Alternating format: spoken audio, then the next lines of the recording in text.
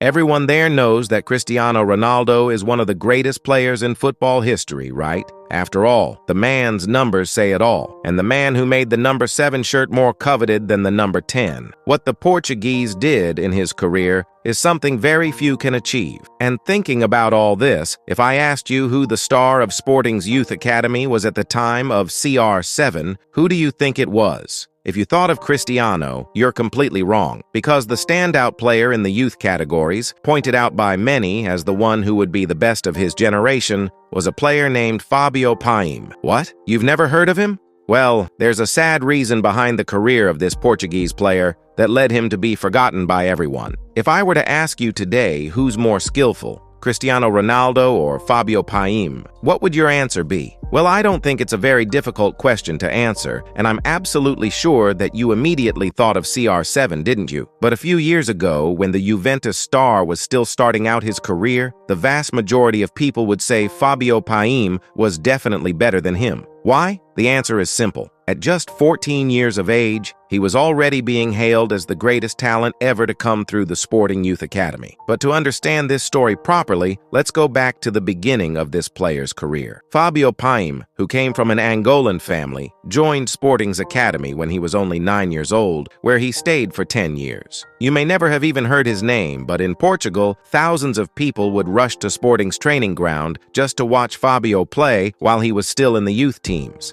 And it's easy to see why when we look at some clips and plays of his that were recorded. Fábio really was an extremely skillful player and stood out far above the others. All that attention from the fans and media in Portugal at the time made him known around the world as the next football superstar. Several legendary figures like Eusebio, who many consider the greatest Portuguese player of all time, said that Fábio would become the best player in the world before long. On top of that, every European giant was after him, even though he was still very young. And when I say everyone, I mean everyone.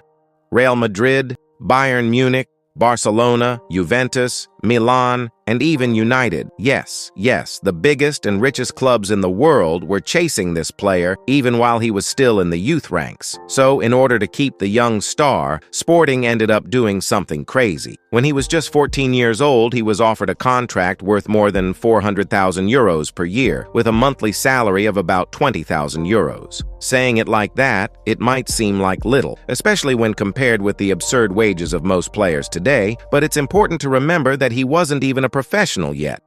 Well, I think that already shows just how big of a prospect Fábio Paim was in world football. In fact, when Cristiano Ronaldo was being presented at Manchester United, he himself admitted Fábio's talent, saying, "You think I'm good? Wait until you see Paim." But at the same time that all of this was amazing and unbelievable, it also turned out to be something very harmful for that young player. It's not hard to find cocky players out there. Cristiano Ronaldo himself, Balotelli, and the great Zlatan Ibrahimovic are good examples. But that arrogance can become a serious problem when it gets too big and starts affecting the player on the pitch. And that's exactly what happened with Fábio Paim. Although he really was very good and his skill with the ball was undeniable, he started to think he was far superior to everyone else. And because of that, he began slacking off in training. Even so, he was still doing very well in the youth categories and was even called up to all of Portugal's junior national teams. But it was when he became a professional that the real problems started to arise. When he moved up to the first team,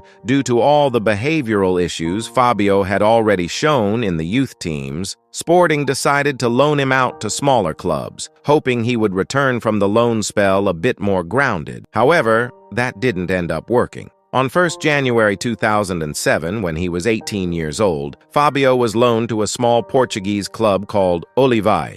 But the loan didn't last long. He stayed there for only 6 months and didn't have any standout performances during that time. As soon as he returned, he was loaned out again to another small Portuguese team called Trofense, where he stayed for only 4 months.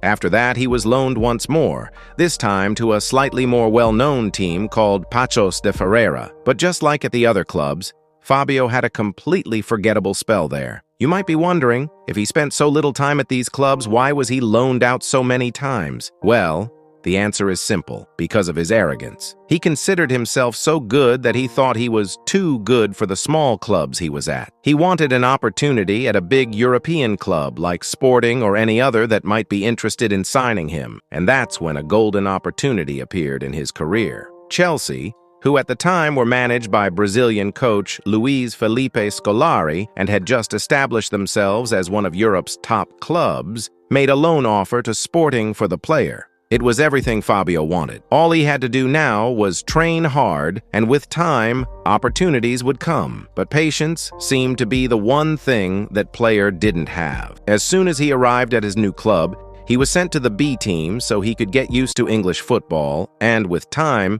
secure a spot in the first team. And although he did play some great matches wearing the Chelsea shirt, one thing still held him back: his behavior. He pressured the club and the coach for a place in the first team and even started skipping training sessions, almost as if to provoke them. Instead of waiting and using the time to train hard so he'd be ready when the opportunity arose, he simply wanted to get into the main squad no matter what. Eventually, he himself asked to leave Chelsea and threw away the biggest opportunity he ever had in his career, just because he thought he was too good to wait. And after that, his career went downhill. Fábio Paim started hopping from club to club, playing in places where football, let's say, isn't very well known, like Angola, Qatar, and Malta, which I imagine you didn't even know was a country. And as incredible as it may seem, he never settled anywhere. In some clubs, he didn't even step onto the pitch. In others, he stayed just a few months before moving on to another team. He even played for clubs here in Brazil. Fábio Paim played for Paraíba do Sul, which, as incredible as it may seem, isn't in Paraíba but in Rio de Janeiro,